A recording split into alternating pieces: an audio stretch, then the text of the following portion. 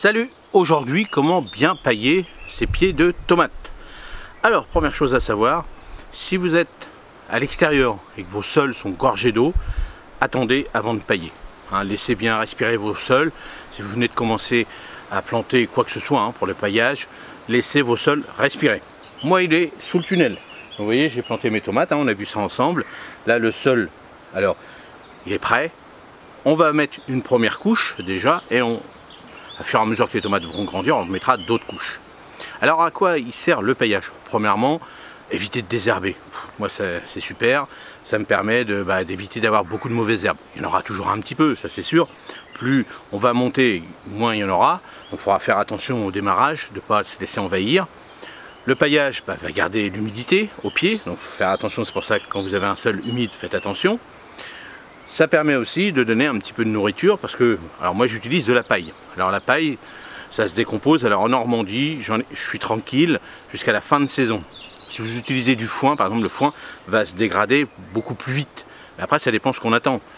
Le fait que tout ça se dégrade rapidement, ça permet d'alléger votre sol, de donner un peu de compost, on pourrait dire ça comme ça, un peu de nourriture, un petit peu de tout ça. Et surtout, si vous avez des terres argileuses, à fur et à mesure, ça rentre dans votre sol. Les animaux en dessous, vont manger un peu tout ça, ils vont être contents. Et surtout, le sol n'aime pas avoir une planche, et le sol n'aime pas avoir un sol nu. Dès lors qu'il y a quelque chose de nu, le sol est sans herbe, sans rien, et automatiquement il y a des herbes qui vont repousser dessus. Donc il faut favoriser, il faut éviter, surtout c'est notre plaie à nous, de tout jardinier, d'avoir des mauvaises herbes. Donc comment les éliminer, les ralentir surtout. Moi je mets ça avec le paillage et tous les ans je fais ça et ça marche super bien. Donc là je vais vous montrer déjà une petite partie, je ne vais pas vous montrer tout l'ensemble, mais tout simplement je vais mettre une petite couche. Évitez, alors moi je mets de la paille sèche, vraiment c'est sec complètement, ça c'est important. Ne mettez pas des bottes de paille remplies de flotte puis autour de vos pieds de tomates, tout ça, parce que ça va faire pourrir votre pied de tomate. Donc prenez quand même quelque chose de bien sec, un paillage sec directement.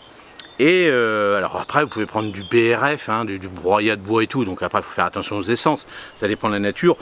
Le plus simple, soit vous prenez de la paillette de lin, du miscanthus.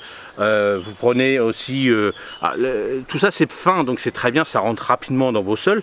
Après il existe des paillages neutres, mais bon, en sac ça vaut la peau des fesses. Le moins cher c'est le foin. Le petit souci du foin, c'est que ça ramène des mauvaises herbes. Si l'agriculteur l'a ramassé avec déjà des graines, tout ça et tout, ça va vous en amener dans vos planches.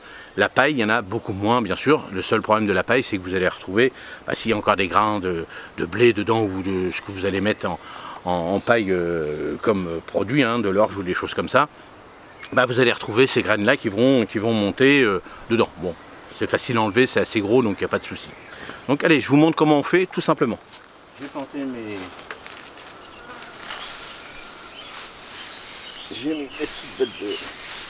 j'ai mis mes petites... Voilà, on va y arriver. Voilà, bon, c'est pas très lourd, donc il n'y a pas de souci. Donc j'ai mis mes pieds de tomates. On y va tout doucement. Voilà. Voilà. Donc là j'en mets vraiment une petite couche. Voilà, je pourrais faire ça à la main, mais parce que là je suis de l'autre côté. Voilà.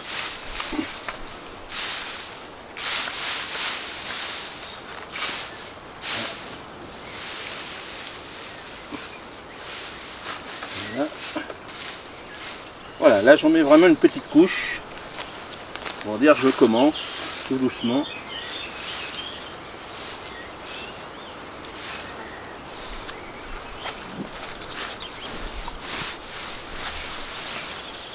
Voilà, je vais mettre là, ça va être plus simple. Voilà.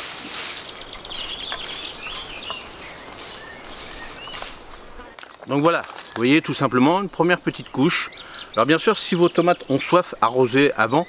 Mais bon, le paillage comme ça, même si vous arrosez après, il n'y a aucun souci.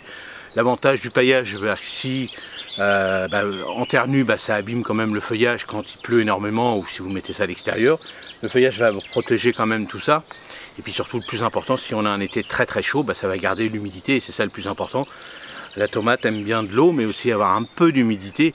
Et surtout, ça évite que ce soit gorgé de mauvaises herbes partout et puis qu'on passe des heures et des heures, pas possible, à désherber. Et c'est vrai qu'arrivé à un certain âge, se baisser, la terre est brosse, donc c'est pas facile. Allez, dites-moi comment vous faites, quel paillage vous utilisez, comment vous faites pour protéger vos tomates. Et puis donnez-nous des astuces sans problème.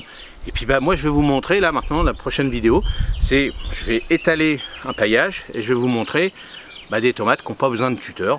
Donc vous allez voir, c'est très simple. Allez, on se retrouve sur cette vidéo. Allez, à tout de suite. Salut!